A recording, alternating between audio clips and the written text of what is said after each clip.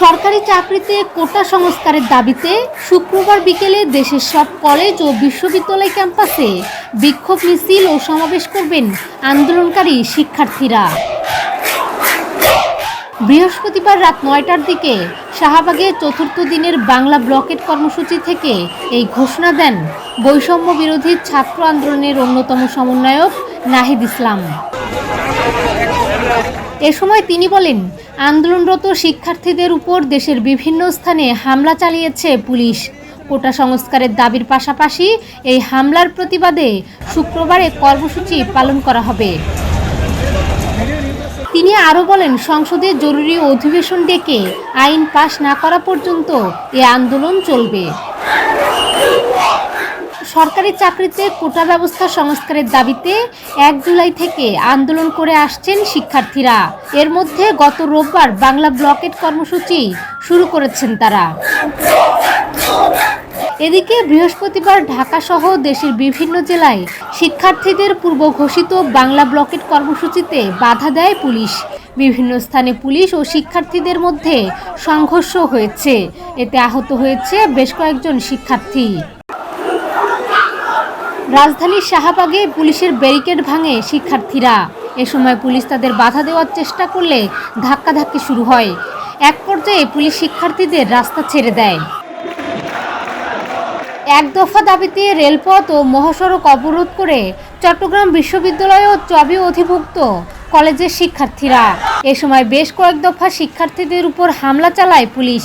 এ সময় পুলিশের সঙ্গে হাতাহাতি হয় আন্দোলনকারীদের। এতে আহত হয় বেশ কয়েকজন। আমরা খুবই শান্তিপূর্ণভাবে আমাদের আজকের যে কর্মসূচি ছিল সেটি আমরা বটতলী স্টেশন থেকে শুরু করেছিলাম এবং টাইগার পাস যখন আমরা আসবো, আমাদের আজকে অবস্থান কর্মসূচি ছিল টাইগার পাসে। তো সেখানে পৌঁছানোর পূর্ব মুহূর্তে পুলিশ আমাদেরকে ব্যারিকেড দেয় এবং যখন আমরা তাদেরকে বোঝানোর চেষ্টা করি, আমাদের দাবিগুলো উপস্থাপন করার চেষ্টা করি, তখন তারা সশস্ত্র অবস্থায় সাধারণ আমরা নিরস্ত্র ছাত্রদের উপরে তারা হামলা চালায় এবং আমরা তখন আমাদেরকে তারা ধাওয়া করে এবং আমরা পরবর্তীতে আমাদের কর্মসূচি আমরা লং মার্চ করে ২ নম্বর গেটে যখন উপস্থিত হই, তখন পুলিশ আমাদেরকে পেছন দিক থেকে আবার বর্বরচিত হামলা চালায় আমাদের উপরে এবং আমাদের যে সমন্বয়ক রাফি ভাই, তাকে বর্বরচিতভাবে তাকে হামলা স্বীকার করা হয়। আমরা এর জবাব চাই। আমাদের ভাইয়ের এক ফোঁটা রক্তের হিসাব আমাদের দিতে হবে। আমাদের শান্তিপূর্ণ গণতান্ত্রিক ছাত্রদের আন্দোলনে আমরা ছাত্রদের অধিকারের জন্য আন্দোলন করছি। আমাদের এই গণতান্ত্রিক আন্দোলনে পুলিশ আমাদেরকে হামলা করেছে। একদম শান্তিপূর্ণ একটা আন্দোলন, এর মধ্যে যে পুলিশ হামলা করেছে, আমরা এই পুলিশের জবাব চাই। আমরা প্রশাসন থেকে জবাব চাই, আমাদের শান্তিপূর্ণ আন্দোলনে কেন হামলা করা হচ্ছে। এই প্রশাসন আমাদের শান্তিপূর্ণ আন্দোলনকে জঙ্গি আন্দোলনের নাম দিতে চাচ্ছে। আমরা মুক্তিযুদ্ধের চেতনার নামে এ ধরনের বৈষম্য আমরা চাই না। আমরা মুক্তিযুদ্ধের চেতনা বলতে বুঝি বৈষম্যবিহীন বাংলাদেশ, কিন্তু আমাদের দেখা যাচ্ছে মুক্তিযুদ্ধের চেতনার নাম দিয়ে সারা বাংলাদেশে বৈষম্যের রাজত্ব কায়েম করা হচ্ছে। কুমিল্লায় শিক্ষার্থীদের সঙ্গে পুলিশের সংঘর্ষ হয়। এ সময় শিক্ষার্থীদের লক্ষ্য করে টিয়ারশেল ও ফাঁকা গুলি চালায় পুলিশ। বৃহস্পতিবার বিকেলে কুমিল্লা বিশ্ববিদ্যালয়ের কাছে আনসার ক্যাম্প এলাকায় এ ঘটনা ঘটে। এতে সংবাদকর্মী সহ আহত হন অর্ধশতাধিক শিক্ষার্থী।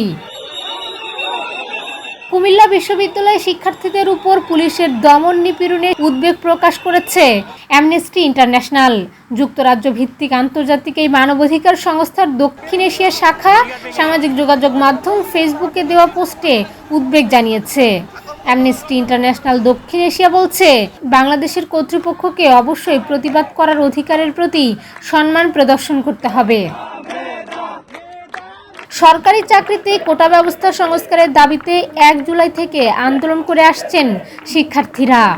আর গত রোববার থেকে সারা দেশে বাংলা ব্লকেট কর্মসূচি পালন করছেন তারা।